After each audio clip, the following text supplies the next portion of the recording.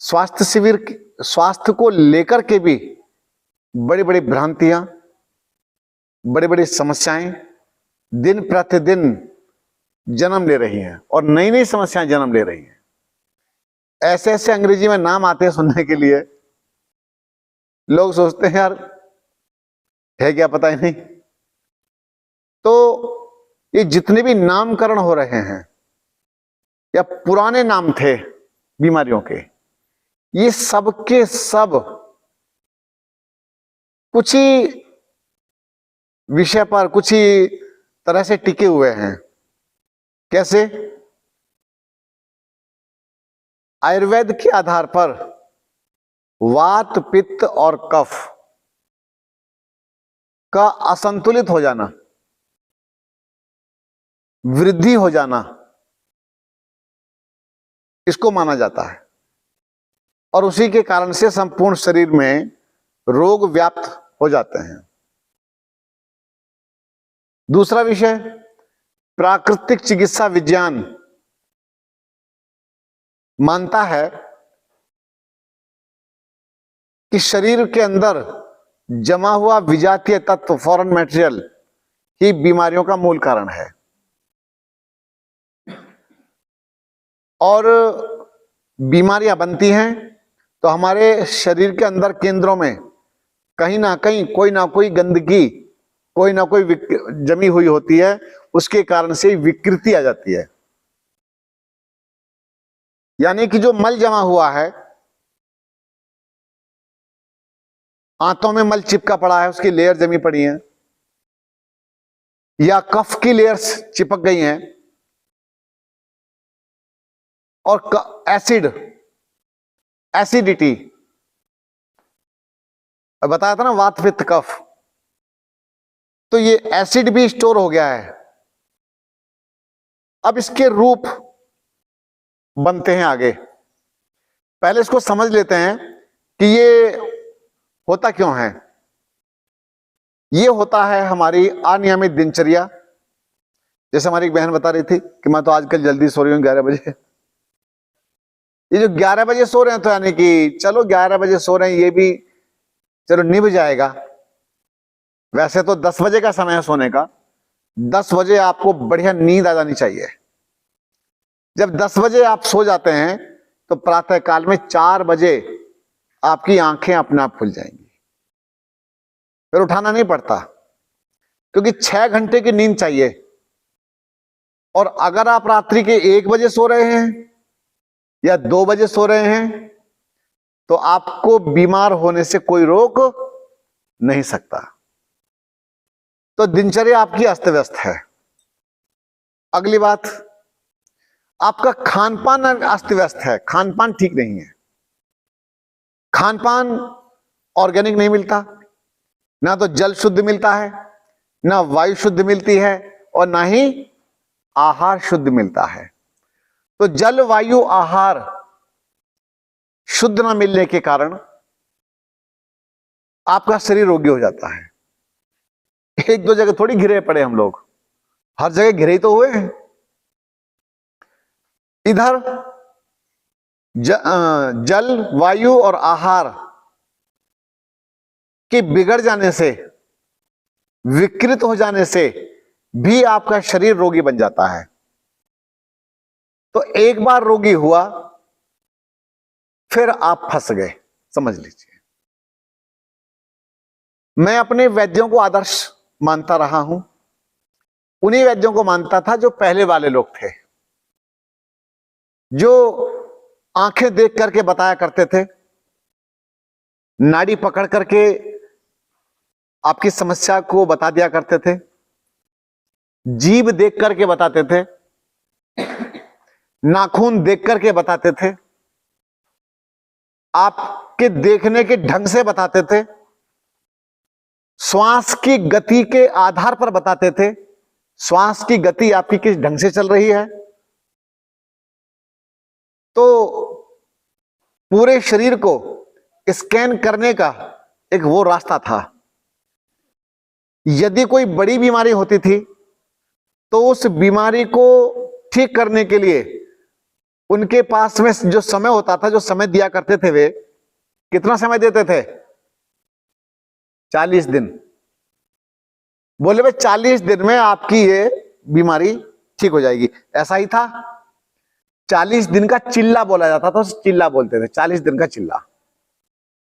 चिल्ला आज भी चलता है। जो देहाती कुछ माताएं हैं, सभी नहीं बोलेंगे, सभी नहीं बोलेंगे, तो 40 दिन का चिल्ला आज भी करवाते हैं कई लोग। पर वो जो वैद्य करवाते थे, उनके आंकड़े बड़े मजबूत थे। किसी ने कह दिया कि 40 दिन तो अनार खा ले, चिल्ले से नुकसान भी हो जाते हैं, तो ये 40 दिन खीरे का रस पी जा।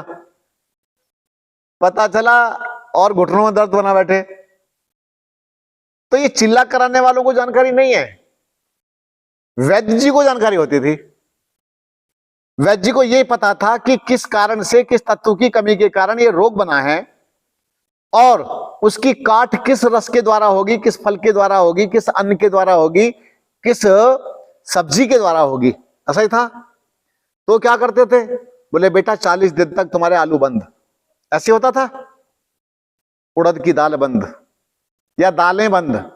मेरे गुरुजी तो दालें पूरी बंद, पूरा एकदम झाड़ू मार देते थे। बोले दालें सब बंद, अवसर ही नहीं देंगे, बीमारी कैसे बनेगी। तो 40 दिन तक तुमसे कराया जाता था तप, और उस तपस्या का क्या प्रभाव होता था, और वैद्य जी की दवाइयों का, जड़ी बूटियों का जो कॉम्बिनेशन होता था, कॉम्बिनेशन वैदिक भाषा में बोलते योग, औषधियों का जो योग होता था, वह योग ऐसा होता था कि उस रोग की जड़ को समाप्त कर देता था। वो योग ही रोग को समाप्त करता था। अब लेकिन एक नई चिकित्सा पद्धति भारत में प्रवेश कर गई। अब तो बहुत सारी हैं और अनेकों हैं। संभालना भारी है, समझना भारी है। एलोपैथी चिकित्सा 1800 कुछ में आई थी भारत में, 1884 या पता नहीं कितना, 24 कुछ ऐसी कुछ देखना पड़ेगा मुझे। लॉन्च कब हुई थी भारत में, पहली गोली भारत में कब आई। तो ये उससे पहले हमारा देश जड़ी बूटियां और काढ़ों पर जीता था। बोलो, वनस्पतियों पर जीता था। और सुनो, दूध छाछ पर जीता था। चाय नहीं थी हमारे यहां, चाय नहीं छाय। अब छाय का स्थान चाय ने ले लिया। पियो फूक मार मार के, जला बैठो सारा अपना, सब जला बैठे हैं। और सिकुड़ सिकुड़ करके लोग कैसे हो गए हैं पता है? सिकुड़ गए सारे के सारे, फूके बैठे हैं, जले बैठे हैं।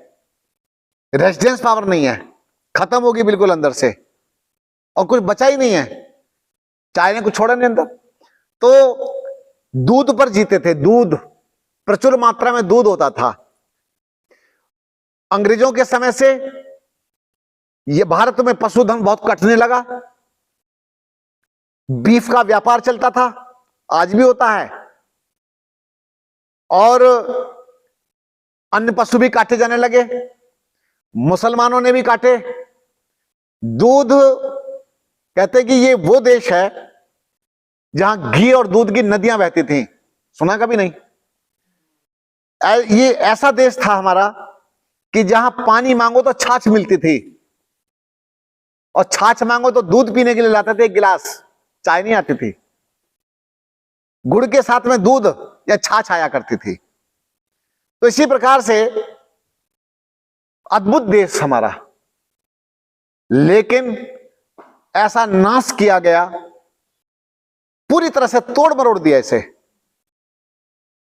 चिकित्सा विज्ञान, विज्ञान विज्ञान विज्ञान विज्ञान के नाम पर, साइंस के नाम पर कुछ ऐसा दे दिया हमें कि पीढ़ी समाप्त हो जाएंगी। ये अभी जो चल रहा है ना पूरा, ये हमारी जो वर्तमान पीढ़ियां हैं, आगे आने वाले पीढ़ी, ये बच नहीं पाएगी। क्यों नहीं बच पाएगी? टोटली केमिकल पर आधारित हो गए हैं हम लोग।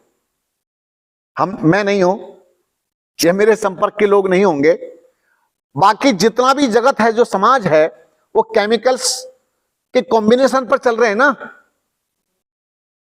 स्टेरॉइड पर चल रहे हैं ना, विष खा खा करके जी रहे हैं ना, और विष में जीवन नहीं होता है। तो विष मुक्त होना है हमें, और विष मुक्त होना है शरीर के अंदर बीमारियों को समाप्त करने के लिए हमें पूरी सूझबूझ चाहिए। आपको यहां पर आनंद आ रहा होगा, भरपूर आनंद आ रहा है, कष्ट तो नहीं हो रहा? तो अब मुझे एक बात बताइए भैया, बातें मत करना बिल्कुल भी।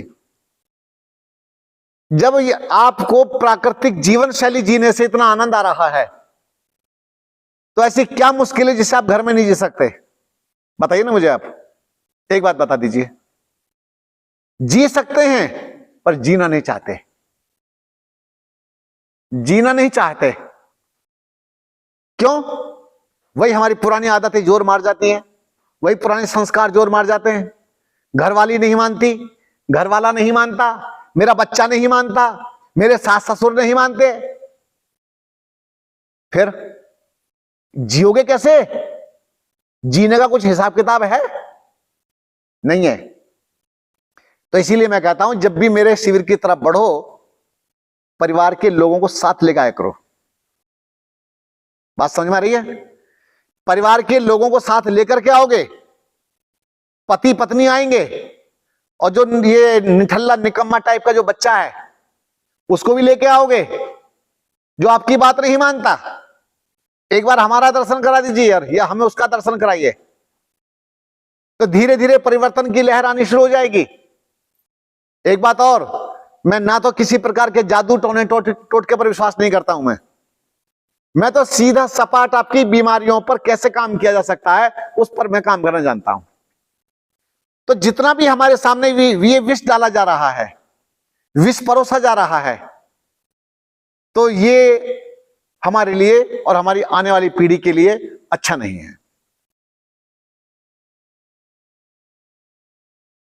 रोगों का निर्माण, इसकी जड़ में थोड़ा और चलता हूं।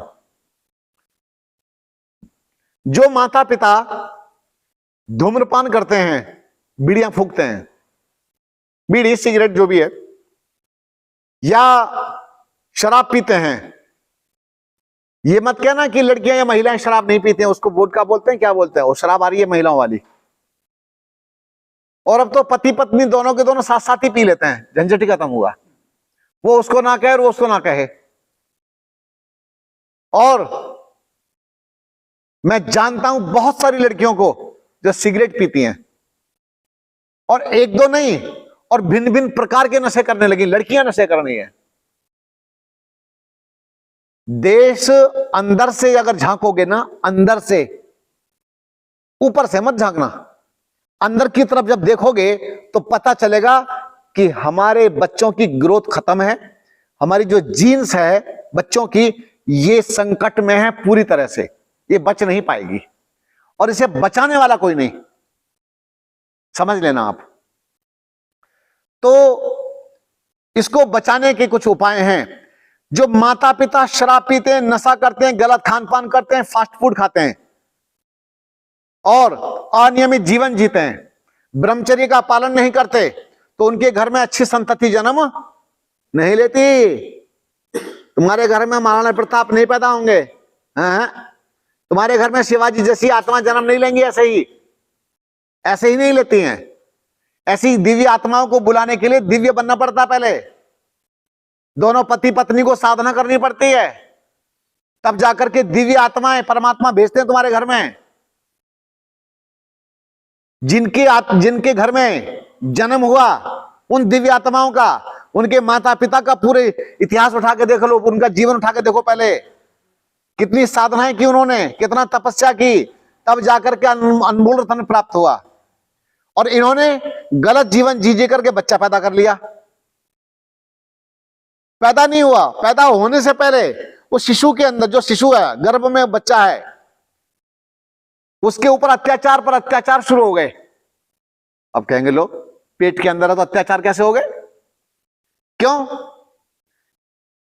गर्भ में बच्चा आते ही जानते क्या होता है? बेड रेस्ट शुरू करवा दिया जाता है, बेड रेस्ट। और कभी कैल्शियम के इंजेक्शन और कभी विटामिन के इंजेक्शन, भिन्न भिन्न प्रकार के इंजेक्शन और गोलियां चालू हो जाती हैं। और इसके साथ जब वो समय आता है डिलीवरी का, प्रसव का जब समय आता है, उस समय पूरा रेस्ट होता है और हॉस्पिटल में बच्चा होता है। बच्चे का जन्म हॉस्पिटल में होता है। और होता क्या था? घर में गीत गाए जाते थे, खुशियां मनाई जाती थी, ऐसा ही होता था। और वहां नर्स का चाकू देख देख करके बच्चे का जन्म हुआ है, कैंची की आवाज सुन सुन करके बच्चे का जन्म हो रहा है। लाओ कैंची, लाओ लाओ चाकू लाओ। बच्चा सिकुड़ रहा है, अंदर श्रिंक हो रहा है कि चाकू चल रहे हैं, या तो मां का पेट फट रहा है। मजाक नहीं है। हम इतने टूट चुके हैं कि जुड़ेगा कैसे पता नहीं चल रहा अभी। मैं अगर सारी की सारी बातें नर्स के और इन सब के खिलाफ बोल दूं तो मुझे गोली मार दी जाएगी। आपको क्या पता है?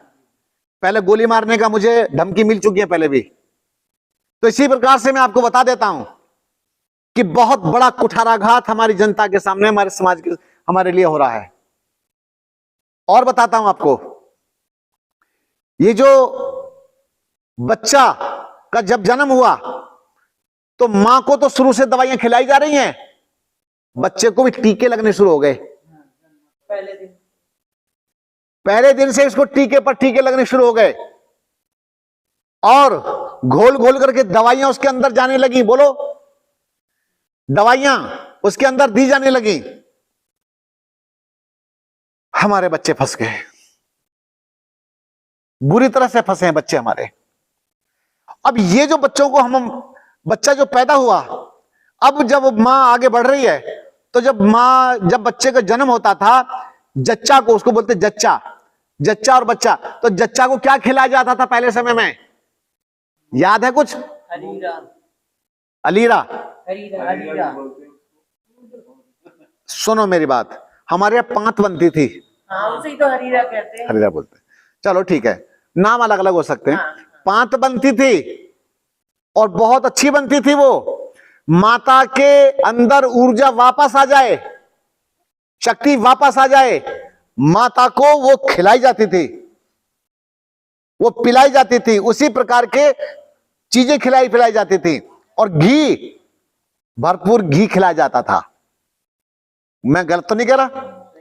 और कुछ ही दिनों में माता एकदम हर्ष पुष्ट हो जाती थी और उस बच्चे को भरपूर दूध मिलता था माता से। और अब तो एक बच्चे को जन्म देती है मां और उसको भी दूध नहीं पिलाती। तो इसी प्रकार से ये गलत हो गया। अब ये जो संतान जन्म ले रही है, अब ये सुरक्षित नहीं है। अब आगे बढ़ेगा बच्चा। मैंने बताया रोग बनते क्यों हैं, मैं थोड़ा और जड़ में पहुंच गया। जब बच्चा आगे बढ़ रहा है तो थोड़ा सा बड़ा होते ही आप उसको लॉलीपॉप चुसाना शुरू कर देंगे। चीनी का बना है, एसेंस डाले जाते हैं दुनिया भर के, टॉफीज उसको देना शुरू कर देंगे आप लोग, क्योंकि अकेला बच्चा है, अकेला बच्चा है, तुम्हारे यहां और बच्चा होने वाला नहीं है। अपनी पीढ़ी को, अपने देश को गुलामी की ओर ले जाने वाले आप ही हैं। जाएगा गुलामी की तरफ, कोई माई का लाल रोक नहीं सकता, वापस जाएगा अगर यही हालात रहे तो। एक बच्चा है, पहले 5-6 बच्चे होते थे ना, वो दूसरे बच्चे पालते रहते थे उसे, मां को तो पता भी नहीं चलता था, कभी कोई खिला लेता था, कभी कोई खिला लेता था। और अब मां बच्चे को चुप करने के लिए, बच्चा रोए नहीं, मैं काम करती रहूं, काम कर लूं, रसोई संभाल लूं, उसके हाथ में मोबाइल थमा देती है। और बच्चा यूं, इतना छोटा सा बच्चा, कोमल कोमल आंखें, यूं आंखें गड़ाए देख रहा है, यूं आंखें गड़ा गड़ा करके उसके कार्टून देख रहा है। अब जो कार्टून है उसके मस्तिष्क में घर कर रहे हैं, बैठ रहे हैं अंदर, कार्टून जैसी हरकतें करना प्रारंभ कर देगा, उसकी आंखें जाती रहेंगी, उसका ब्रेन डेवलप नहीं होगा। ऐसे वैसे मरे हम लोग, हमको तो मारा गया बुरी तरह से। इधर टेलीविजन, इधर मोबाइल, और मोबाइल में छोटा सा बच्चा था, उसकी मां मुझे कहती है बड़े गर्व के साथ, उस समय मेरा ये सन्यास नहीं था, बोले आचार्य जी मेरा बच्चा तो यूट्यूब अपने आप चला लेता है, वीडियो अब तो अपने आप ही चला लेता है। नहीं खुश हो रही है, फिर रोएगी, रोएगी बचेगी नहीं। बोले आप बद्दुआ दे रहे मुझे, तो बद्दुआ नहीं दे रहा, मैं जानता हूं होना क्या है। तेरा बच्चा 100 साल जिए, मुझे प्रसन्नता होगी, लेकिन इन हालातों में बच्चे का जीवन सुरक्षित नहीं है। अगली बात सुनो, तुमने तो काम निपटा लिया, लेकिन उतनी देर में उस बच्चे को जो एक लत लग रही है, वो एडिक्शन हो जाएगा, इतना खतरनाक एडिक्शन होगा। अब बच्चे से के हाथ से मोबाइल लेके दिखा दो आप, क्यों? अब वो आप में रस नहीं लेगा, मां की गोदी के रस से उसे कोई लेना देना नहीं है। अब सारा का सारा रस उसे आएगा मोबाइल से। बात समझ रहे? अब वो मां की ममता का भूखा नहीं बचा, उसको तो मां मिल गई दूसरी, मोबाइल नाम की मां मिल गई है। कार्टून में जो दिखा रहे हैं वो सारे के सारे उसके साथी मिल गए हैं, उसके आपने बचपन से साथी बदल दिए, परिवार के लोग बदल दिए आपने। खतरनाक खेल हुआ उसके बच्चे के साथ में। वो बच्चा कैसे जिएगा आगे चल करके? अब ये तो कांड हुआ मोबाइल की दुनिया में, उसके एडिक्शन में बच्चा फंस गया। इधर दूसरी ओर फंसाया आपने, जब वो मोबाइल मांगता है, चुप नहीं होता, तो आप उसको चुप करने के लिए चॉकलेट पकड़ा देते हैं। और सुन लीजिए, चॉकलेट पकड़ा देते हैं, या उसे फिर कोई और लालच देते हैं, और लालच भी ऐसे कि जिससे उसका भविष्य खराब होगा, जीवन खराब ही होना है। आगे बढ़े भैया, बीच में सभा में बैठ के उंगलियां नहीं तोड़ना चाहिए, सभी लोग याद रखें, ये एक बैड हैबिट होती है। तो इसी तरह से बच्चे का भविष्य खतरे में है। बच्चा थोड़ा और बढ़ा तो आपने उसे फास्ट फूड की लत डाल दी, फास्ट फूड खिलाने शुरू कर दिए। मैंने एक माता को सरेआम धिक्कार दिया था, मुझे को डर लग रहा है, लड़ पड़ मेरे से, मुझे गालियां दे दे 2-4, मुझे नहीं फर्क पड़ता, जो कहूंगा सत्य के लिए काम करूंगा। क्योंकि मुझसे वो ज्यादा बोली नहीं, इसलिए क्योंकि मैं उसके बच्चे के भविष्य के लिए कह रहा था। ट्रेन की घटना है, सुनिए आप लोग, ट्रेन की बात है। मैं ट्रेन में यात्रा कर रहा था, शायद संभवतः नागपुर जा रहा था, तो एक बड़ी पढ़ी लिखी दिखाई दे रही थी, पैंट पहन रखी थी माता ने, दुपट्टा तो होता नहीं है, वो टी शर्ट वगैरह पहन करके, बच्चा साथ में उसके। उसने कोका कोला की बोतल निकाली, और कोका कोला की जो बोतल थी, कोका था जो ना, वो काला काला सा होता ना, ब्राउन का नाम तो हो सकता वही होगा। तो वो पहले खुद पी, पति भी पी रहा है, एक में से दोनों पी रहे हैं, और वही बोतल लगा दी उसने बच्चे के मुंह से। कितना बच्चा? छोटा सा बच्चा। जब वो पी रहे थे, मैं जल तो तब भी रहा था, मैंने कि ये तो गड़बड़ी कर रहे हैं, लेकिन मैं कह सकता हूं ऐसे, उनका अधिकार है, वो कुछ भी करे भाई, मेरा तो पर्सनल कोई अधिकार नहीं ना। फिर उसके बाद वो बच्चा के मुंह से जब बोतल लगाई, ठीक है, तो बच्चे ने टेढ़ा मेढ़ा मुंह बनाया, अजीब सा मुंह बनाया। ये तो खुश हो रही है, बच्चे को कष्ट हो रहा है, और पति से कहती है, देखो देखो देखो कैसा मुंह बना रहा है, कैसा मुंह बना रहा है। तो इसी प्रकार से वो मां बच्चे के साथ में अच्छा कर रही थी, मैंने उसी समय टोकना शुरू कर दिया। मैंने कहा बहन जी, आपका बेटा तो भगत सिंह जैसा बनेगा ऐसा लग रहा है। नेगेटिव नहीं बोला मैं कि तेरा बेटा बड़ा महान बनेगा। बोला जी बस आप जैसा का आशीर्वाद है। मैंने क्या, कोका कोला पिलाए जाओ। कोका कोला पिलाए जाओ, इसे चॉकलेट खिलाए जाओ, तेरा बेटा तो बनेगा, बहुत बड़ा सम्राट बन जाएगा। और जब मैंने इतना कहा तो शक पका के एकदम बोले क्या मतलब? मैंने कहा मतलब यह है आप पाप कर रही हैं और इस बच्चे को नरक में धकेल रही हैं। अब वो क्योंकि बात बहुत करारी थी, एकदम खरी खरी थी, मैंने कि खुद की हत्या करना चाहती है तो वहां ठीक है, इसकी तो मत कर बच्चे की। बोले वेरी सॉरी। मैं कि सॉरी सॉरी कुछ नहीं है, आप संकल्प लो, आप आगे से गलती नहीं करोगे ऐसी। इसका छोटे छोटे कोमल कोमल होठ हैं बच्चे के, छोटे छोटे अंदर कितने मुलायम ऑर्गन्स हैं, आप इसे गलत ऐसी चीजें खिला पिला रहे हैं, ये मर जाएगा। उसके बाद जानते क्या हुआ? उसने उसी समय जो उनके बोतल सी थी ना, फेंक दी, बाहर निकाल के फेंक दी। बोले अब हमारे घर में ऐसी चीज नहीं आएगी। मैं कि धन्यवाद बहन। मैं कि मेरी बात का बुरा नहीं। बोले नहीं, आपने मुझे कहते तो शायद मैं बुरा मान गई होती, आपने मेरे बच्चे को ध्यान में रख करके कहा है, अब मुझे कोई आपसे शिकायत नहीं। इसी तरह से अब ऐसे बच्चों का जब आगे निर्माण होता है, छोटी आयु में चश्मे लगते हैं। 3 साल के बच्चे को डायबिटीज, मेरे पास आया था लड़का, अपने बच्चे को लेके आते, 3-3 साल के, 2-2 साल के बच्चे को डायबिटीज। ये डायबिटीज कहां से आई है? ये मां के गर्भ से आई है। वरना 2 साल के बच्चे को डायबिटीज क्या मतलब है? बच्चा जब गर्भ में होता है तो मां ने गलत खान पान किया है, तो उसका प्रभाव बच्चा जीवन भर भोगेगा। तो कृपा करके ऐसा जीवन हमको नहीं जीना। आगे चले तो जितने भी फास्ट फूड, जंक फूड ये बच्चों को परोसे जा रहे हैं, आखिर तो ये भी बड़े होंगे।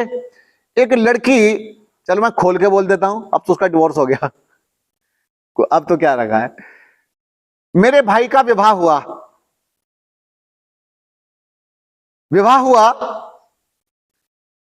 वो इतने लाड प्यार में पाली हुई थी लड़की, रात्रि में कोल्ड ड्रिंक पिए बिना नहीं सोती थी। कोल्ड ड्रिंक पिए बिना नहीं सोती थी। आ गई हमारे घर, मेरी माता के यहां। जब उसने रात को कोल्ड ड्रिंक मंगवाई तो मां ने सोचा कि चलो बच्चा है, पीने का मन कर गया होगा। तो उसके बाद अगले दिन फिर कोल्ड ड्रिंक मंगवाई। फिर क्या कहती है, मुझे तो कोल्ड ड्रिंक पिए बिना नींद नहीं आती। तो उसने कहा,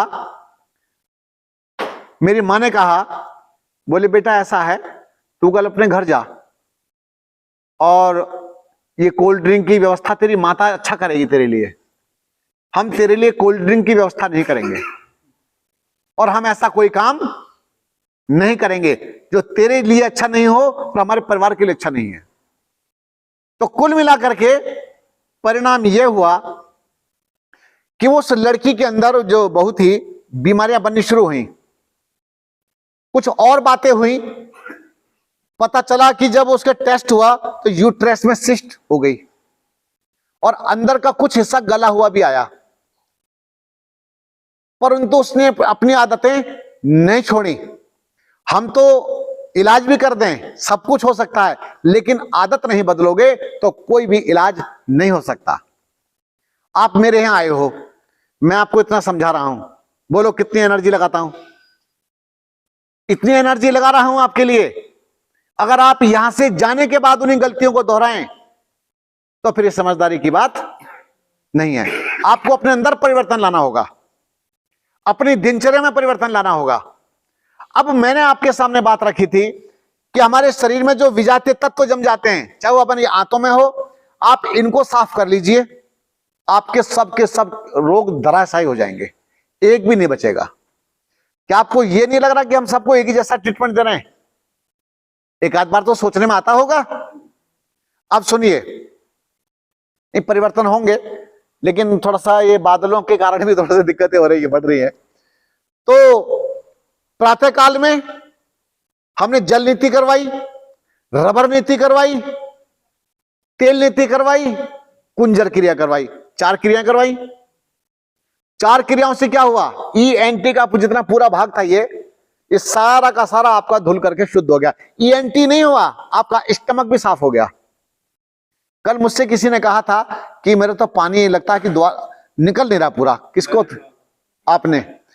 आपको फिर मैंने दोबारा पानी पीने के लिए बोला, फिर कहते हैं ऐसे निकला जैसे नल चल गया। ऐसे था ना, हाँ? जैसे फुवारा निकला हो, ऐसे पानी निकल के बाहर हो गया, आमा से धुल के साफ हो गया। तो ये हमने आमा से धो लिया और ऊपर के हिस्से की धुलाई कर दी। ये सर्विसिंग है, ये बॉडी की सर्विसिंग चल रही है। नेचुरोपैथी के नाम पर बहुत भारी लूट चल रही है, इससे भी सावधान रहना। हमें लूट नहीं करनी है, हमें तो जनता को बचाने के लिए काम करना है। समाज बचे किस तरह से, इस पर हमारा फोकस है। तो 4 क्रियाएं आपको करवाई, फिर उसके बाद एक काढ़ा दिया था। क्यों गुड़िया? बिटिया रानी, कितना स्वादिष्ट था। मेरी बिटिया ने थोड़ा सा बहुत आराम आराम से पिया था, और आपके सामने मैंने पिया था। ऐसे ऊपर से हाथ पर डाल करके पिया था ना, जैसे पानी पीते हैं। तो आरोग्य अमृत नाम का काढ़ा, जिसमें नीम, सौंफ, अजवाइन, चिरायता, लाल चंदन, गोरखमुंडी, गिलो, इस तरह की चीजों का एक मिश्रण है ये, और बड़ा अद्भुत मिश्रण है। इसके बाद फिर मिट्टी की पट्टी लगवाई गई, ठंडी भी लगी और गर्म भी लगी, सभी काम हो रहे हैं। जिसको जैसी आवश्यकता थी पूछ पूछ करके, हमारे लोगों ने कोई कंजूसी तो नहीं की, सहज भाव से सबकी सेवा हो रही है, तो भरपूर सबकी सेवा चल रही है। अच्छा है, हम लोग ज्यादा भीड़ इकट्ठी नहीं करते हैं अपने यहाँ पर। 20, 25, 30 लोग तक हम अपने पास रखते हैं। तो ऋषिकेश में भी 30 के लगभग थे, तो उससे ज्यादा हम लोग अपने पास नहीं रखते। हमारी क्षमता बढ़ेगी तब हम लोग बढ़ाएंगे, हमें अपनी फिर मैन पावर बढ़ानी पड़ेगी, बहुत सारे काम हमको बढ़ाने पड़ेंगे। तो इस प्रकार से आपको मिट्टी की पट्टी हुई, फिर उसके बाद एनीमा हुआ। परसों किस चीज का एनीमा था, किसी को याद है? बताया होगा। नींबू का था या त्रिफला का था? नमक का था। अरे नहीं, चलिए, हाँ, नमक का एनीमा नहीं देते हमारे यहाँ। चलो छोड़ो, हमारे यहाँ पर भिन्न भिन्न प्रकार के अलग अलग तरह के प्रतिदिन एनीमा होते हैं। सनाए कल फिटिकरी का था, ठीक है। तो इसे प्रतिदिन अलग अलग ढंग से हम लोग एनीमा देते हैं, और एनीमा देते ही नहीं है, मैंने सब कुछ ओपन यूं सिखा रखा है। मैं आपके सामने हूं ही ऐसा कि मैं तो कुछ छिपाता ही नहीं हूं, क्योंकि मेरा जन्म हुआ है आप सबके लिए, कल्याण के लिए हुआ है। तो कल्याण में कुछ छिपाया थोड़ी जाता है, जो चाहो से पूछ लो। तो इसी तरह से एनीमा हो गया। एनीमा के बाद आरोग्य अमृत कर दिया था, जो पिलाया था हो गया। तो एनीमा के बाद सूप मिलता पीने के लिए। तो ये सारा का सारा शोधन ही चल रहा है, शरीर का शुद्धि चल रही है ना बढ़िया ढंग से। आपको जो सूप पीने के लिए दिया गया, सूप भी कोई सामान्य नहीं होता है, ये अद्भुत सूप होता है। पी करके अंतरात्मा तृप्त हो जाती है, ऐसा ही है ना। और बार बार लेने की इच्छा होती हो तो माताजी बोलती रहती है, वरना 2-3 गिलास तो खींची जाए। 2 गिलास तो अभी भी कर लेते हैं, कह रहे पीते हैं, देखो 2 कह रही 2 तो पी जाते हैं। चलो 3 पिए भैया, ऐसा नहीं करना, औरों का ध्यान रखना पड़ता है। सुनिए, बातें मत करो। अच्छा, बचा हुआ ले लिया होगा। तो ये 2-2, 3-3 गिलास आपके तो सूप चल रहे हैं, तो पूरे आनंद आ रहे हैं, भरपूर आनंद ले रहे हो। घर वालों को मत बताना, और ये जंगल के फोटो मत भेजना, कहेंगे तुम वहां इलाज कराने गए, वहां आनंद लेने गए हैं, तुम तो मौज ले रहे भाई वहां। तो ये भी होना चाहिए, आनंद भी आना चाहिए। वो चिकित्सा क्या जिसमें आनंद ना आए। और एक बात, जब हमारा स्वास्थ्य धीरे धीरे नियंत्रण में आता है, तो आनंद, प्रसन्नता अपने अंदर अपने आप ही बढ़नी प्रारंभ हो जाती है। जैसे जैसे आप ठीक होंगे, जैसे जैसे आपको अंदर से हल्कापन आएगा, वैसे वैसे आपको लाभ मिलना शुरू हो जाएगा। अगर नहीं आ रहा है तो समझ लेना कि भाई रोग की जड़ गहरी है, रोग की जड़ गहरी है। लेकिन एक बात पक्की है, ये जड़ें सारी की सारी टूटेंगी इसी से, जो क्रम अभी चल रहा है। आगे बढ़े, जब सूप आपका हो जाता है तो फिर हमारे यहां स्टीम बाथ होती है, फुल स्टीम बाथ, ऐसा ही है। पूरे शरीर पर भाप देते हैं या देते हैं सूर्य स्नान। अगर सूर्य निकला हुआ है तब, तो सूर्य स्नान तब जब सूर्य निकलेगा। अभी हमारे भारतवासियों ने एक यंत्र भेजा तो है उसके पास भी, अंदर जाएगा तो पता नहीं, अंदर तो मुश्किल जाएगा नहीं, वो आसपास ही घूम के आ जाएगा आएगा। पर लेकिन हमारे कोशिश तो कर रहे हैं कि कोई जगह मिल जाए ठहरने के लिए, घुमाएंगे, कुछ ना कुछ करेंगे। खैर, मैं आपको कुछ और कहना चाह रहा हूं कि धूप आपके शरीर के लिए अनिवार्य है, परंतु बैठने के लिए तो हमको धूप मिल गई थी, ठीक है, उससे शरीर की शिकायत तो हुई है, कुछ देर आप बैठे धूप में, ही अच्छा हुआ। सूर्य स्नान जब हम कराते हैं तो सूर्य स्नान के द्वारा संपूर्ण शरीर से निकलता पसीना जो रुका पड़ा है, एक दिन तो निकलेगा और भरपूर निकलेगा। और बताऊं आपसे, मेरे यहां ऐसे बहुत लोग आते हैं जिनको कभी पसीना आता ही नहीं था। पिछले शिविर में भी थे उस समय कि जिनको पसीना नहीं आता था और भरपूर भर गया था पसीना। हाँ, वो आए थे ना विशाखापट्टनम से, कहां से, एक बड़ी दूर से आया था व्यक्ति, तो उसको पसीना नहीं आता था, डायलिसिस छोड़ करके मेरे पास चला आया। मैंने कहा भैया मेरे यहां डायलिसिस की व्यवस्था नहीं है। बोला नहीं, मैं तो आपके पास ही आऊंगा। ओ, मैंने कहा भैया ठीक ठाक चल फिर लेते हो? फिर मैं पूछता हूं चल फिर लेते हो नहीं, कभी मेरे यहां और मुश्किल खड़ी हो जाए मेरे लिए। अब जी वो बोले जी मैं चल फिर लेता हूं, बातचीत भी ठीक ठाक कर लेता हूं। मैंने कि फिर आजा, देखा जाएगा। उसको पसीना बिल्कुल भी नहीं आता था, और जैसे ही उसको हमने पसीना और सूर्य स्नान दिलाया, जो पसीने की धार बही है अंदर से, वो व्यक्ति 7 दिन के अंदर अंदर रिन्यू हो गया, बिल्कुल एकदम नया नवीनीकरण हो गया उसका शरीर का। ये चमत्कार है।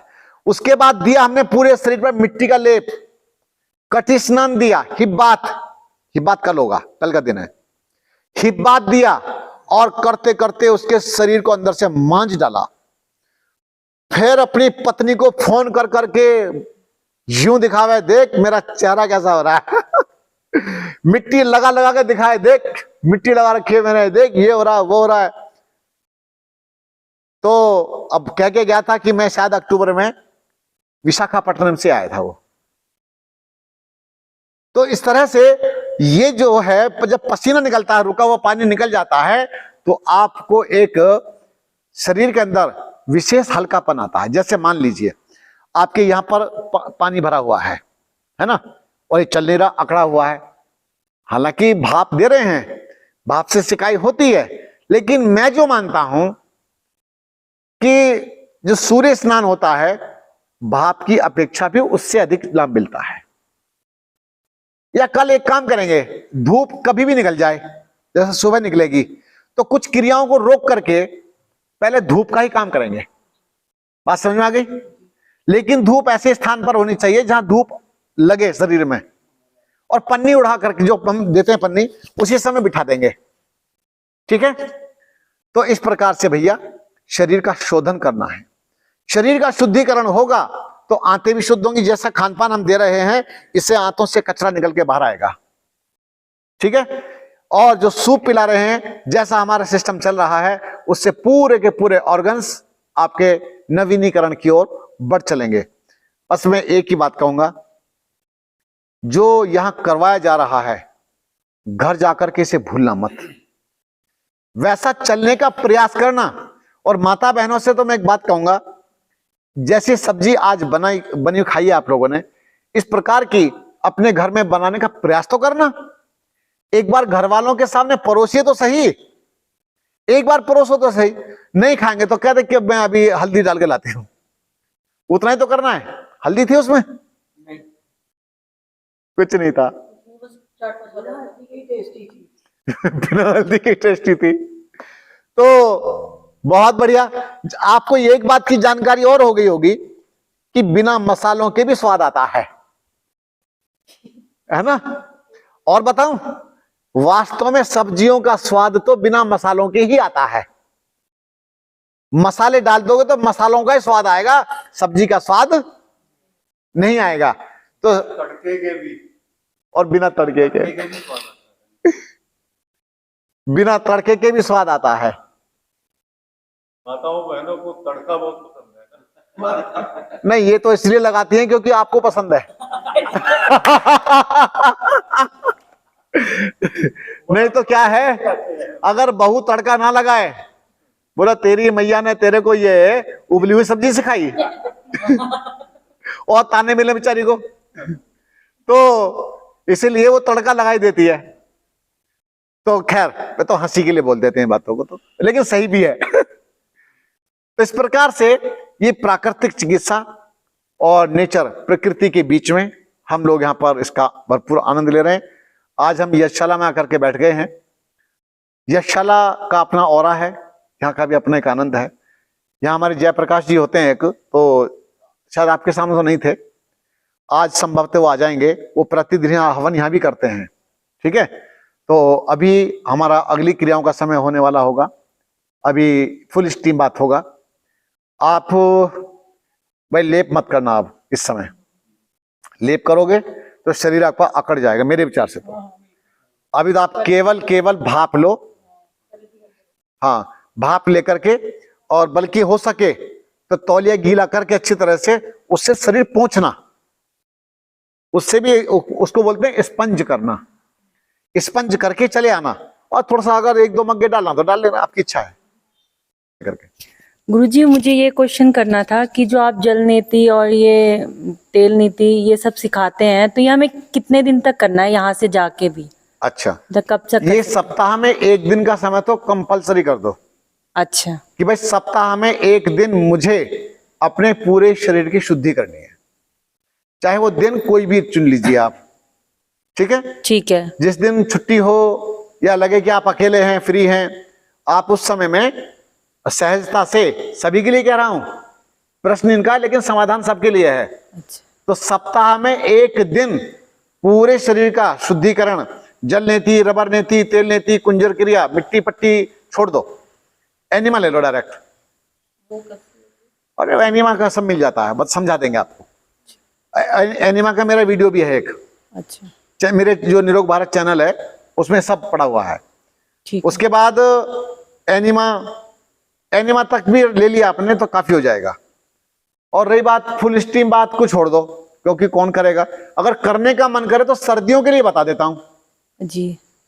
घरेलू स्टीम बात, कुकर वगैरह, कुकर वाला सिस्टम तो समझ लिया आप लोगों ने, ठीक है। भाई कुकर में पानी भरा होता है, खाली पाइप उसके ऊपर लगा हुआ है, और ये पाइप भी आसानी से हो जाता है। उसमें जैसे गैस पाइप होता है, वो गैस पाइप लाके लंबा सा उसको कुकर के ऊपर सेट कर दो, वो टाइट भी रहेगा।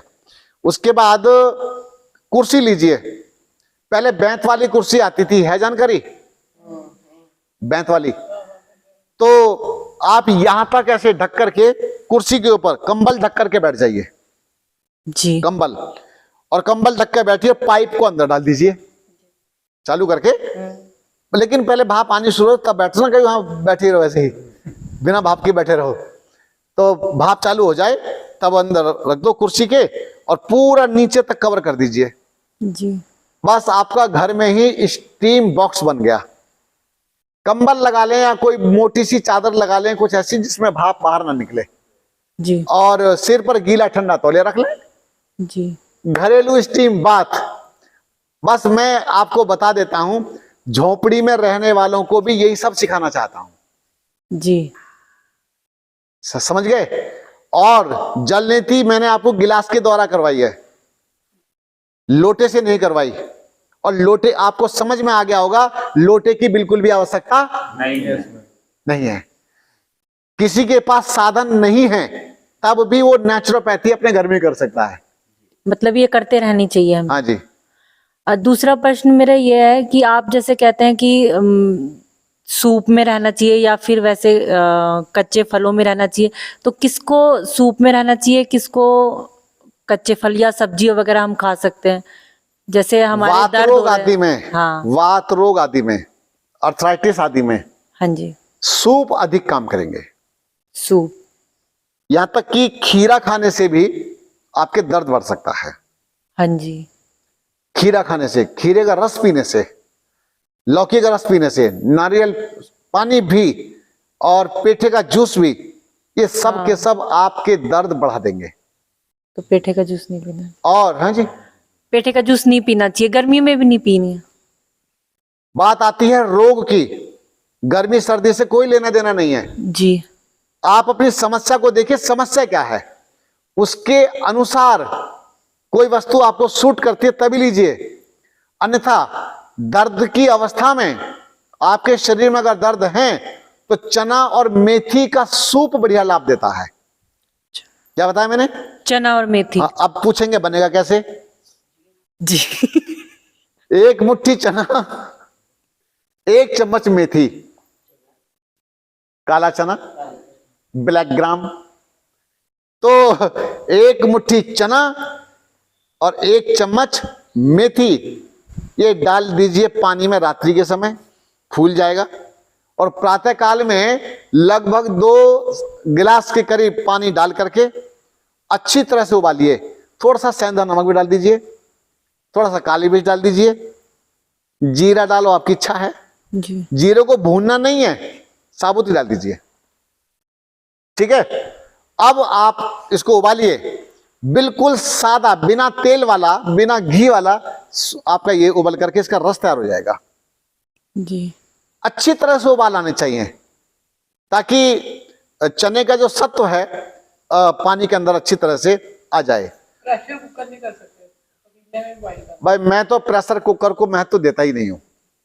आप कोई पीतल, सॉरी, आपके पास हांडी अगर हो, हांडी में उसको उबलने दीजिए। थोड़ा सा गैस लगने तो क्या फर्क पड़ता है उससे। तो अगर हांडी में सूप बनाते हैं चने वाला, अद्भुत सूप बनेगा। आपके जोड़ों के दर्द के लिए कमाल की चीज है वो। बोलिए। और गुरुजी थोड़ी सब्जी का भी बता दो कि सब्जी भी कैसे कैसे खा सकते हैं, क्योंकि बहुत सारी सब्जियां भी मना होती है। वात रोग के लिए हाँ जी, आपका वात रोग। फोकस तो अर्थराइटिस पर ही होगा। अर्थराइटिस पे, ऊपर से मुझे ना सर भी दर्द होता है, यहाँ तक हो जाता है। मैं जब सर धोती हूँ तब हो जाता है। कल जैसे अच्छा, चलिए, मैंने सर धोया तो मैं मुझे हो समझ गया। गया। जैसे सिर में दर्द होता है, सिर में दर्द के कारण बहुत सारे होते हैं। सुनिए, सिर के दर्द के अनेकों कारण होते हैं। उनमें से कोई भी एक कारण हो सकता है जिनके कारण से सिर में दर्द लगातार बना रह सकता है, पर मैं इसे अभी सिर दर्द को नहीं छेड़ूंगा। इसका विषय बिल्कुल अलग ही लेना पड़ेगा, जी, अलग तरह उसको समझाएंगे और उन कारणों को भी बताएंगे। अगर वो कारण है तो क्या करें और वो कारण है तो क्या करें, वो सब फिर उस तरह से समझाया जाएगा सिर दर्द माइग्रेन को लेकर के। दूसरा क्या था इस चीज में? मैंने कहा था खाने सब्जी। का, सब्जी का बता दीजिए। हाँ, तो क्या- सब्जी, सामान्य सब्जी आप लेते रहिए, जिसमें लौकी, तुरई, टिंडा, पेठा, परवल, करेला, गाजर, मेथी, चौला, ये सब आप खा सकते हैं वैसे। पर इसमें एक काम करें, थोड़ा सा मेथी आदि का उपयोग साथ में जोड़ लें। मेथी, उसको छौंका लगा दें। मेथी छौंक दो उससे, मेथी से, मेथी दाना पीला वाला, सिंधी में बोलते हैं हुरबो। तो इस तरह से आप मेथी दाना उपयोग में लाएं। लहसुन खाते हैं आप लोग? जी, लहसुन अर्थराइटिस के लिए रामबाण है। जी, लहसुन आप खा सकते हैं। और बता देता हूं कि जैसे हम लोग रोटी खाते हैं ना, रोटी हम बनाते हैं लहसुन की कलियों के साथ। कैसे बनाते हैं? सब्जियां मिलाई रोटी के आटे के अंदर, और जब उसकी लोई बना लेते हैं, पतली पतली कर लें।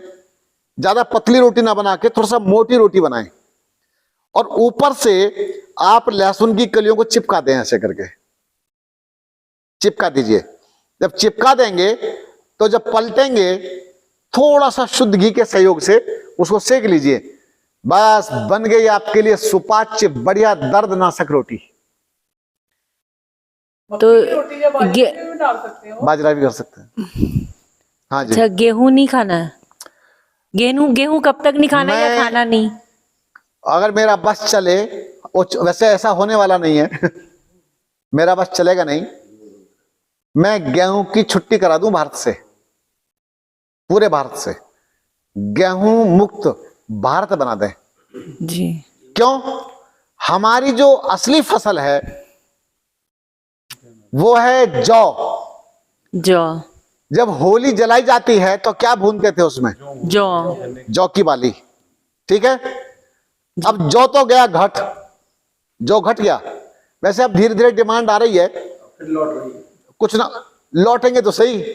इनको पता है अंधेरे में भागे जा रहे हैं, कहां जाएंगे, उजाले में चलो यार, उजाला इधर ही है। तो गेहूं की स्थान पर जौ की रोटी या ज्वारी की रोटी या बाजरे की रोटी, ये सुपाच्य होती है, ये पच जाएगी। ये हाँ, जौ कहते की हैं रोटी गर्मी में नहीं खाना चाहिए जी, गर्मी में नहीं खाना चाहिए तो जौ ले आइए। जौ। अच्छा, मैं मक्का ही खाता हूं 12 महीने, मुझे आज तक कुछ नहीं हुआ। अच्छा, मतलब और गुड़िया बेटा मक्का की रोटी खाई ना अभी भी? मेरी रसोई में कुछ ज्यादा सामान है क्या? ऐसे मसाले वगैरह मिले? कुछ नहीं, यहाँ मसाले नहीं। मगर मौसम थोड़ा मौसम एक बात और बताएं आपसे, पता है क्या है कि जीने का ढंग अच्छा नहीं होने के कारण मौसम भी सताते हैं, दो ये सब चीजें सताने शुरू कर देती हैं। क्योंकि गुरुजी मैं खाती हूँ ना मक्के की रोटी, तो मुझे तो पूरा दाने जाते हैं, क्योंकि मुझे पिंपल्स का कुछ है। नहीं होंगे, प्राणायाम बढ़ाओ, व्यायाम बढ़ाओ और थोड़ा सा मालिश वगैरह करो, शरीर की सफाई करो, आप एकदम बिंदास हो जाओगे। और एक बार थोड़ा सा उछल कूद करो, पीटी वीटी करो, हल्की सी जॉगिंग शुरू कर दो, कुछ ही दिनों में ठीक हो जाओगे। कहाँ के रोग आए कह सकते हैं? नहीं, नहीं, मतलब दिन में एक बार तो चल नहीं, जाएगा। दिन में एक बार आप खाइए अगर स्वस्थ हैं तो। अच्छा, अगर आप एकदम स्वस्थ हैं जी जी तो थोड़ा सा चावल डाल लीजिए। जी। नहीं, चावल भी भोजन है, ऐसा नहीं कि भोजन नहीं है, चावल नहीं खाना चाहिए। विशेषकर मेरा जो फोकस होता है जी वो आपकी बीमारियों को देख करके होता है। जी। मैं जो ध्यान देता हूं, आपकी शरीर उस तरह का नहीं है कि आपको चावल सूट करेगा। आपके दर्द बढ़े हैं, चावल खाओगे तो फिर ठीक नहीं होगा। तो ज्यादातर तो घर में वही बनता है। नहीं, आपका क्षेत्र संभवतः वही होगा कि जहाँ चावल अधिक मात्रा में खाया जाता है। जी जी। लेकिन अन्न खाओगे तो कोई रुकावट है क्या? बोलो। नहीं, चावल जल्दी बन जाता होगा। हाँ जल्दी 10 हाँ, रोटी, हाँ है ना, रोटी बनाने में समय भी लगता है। वो भी जल्दी बन जाती है। अच्छा, फिर ठीक है, तो रोटी बन सकती है, खाना चाहोगे तो रोटी में क्या दिक्कत है? फिर वही गेहूं वाला रोटी बनता है। चलो अब क्या करोगे, थोड़ा सा चोकर मिलाओ आटे में, आटे की भूसी ले आओ, जी जी। उसको भून करके आटे में मिक्स कर दो। घर में तो पूरा चाल लेते हैं, उसका फाइबर सब निकाल देते हैं। अब भैया मैं क्या करूंगा इसका, बताओ। घर में बोलो कि अपना चाल हो, सबको यही बात है। चलिए, ठीक है आप अपनी आवश्यकताओं को देख लीजिए, ठीक है, जी। धन्यवाद।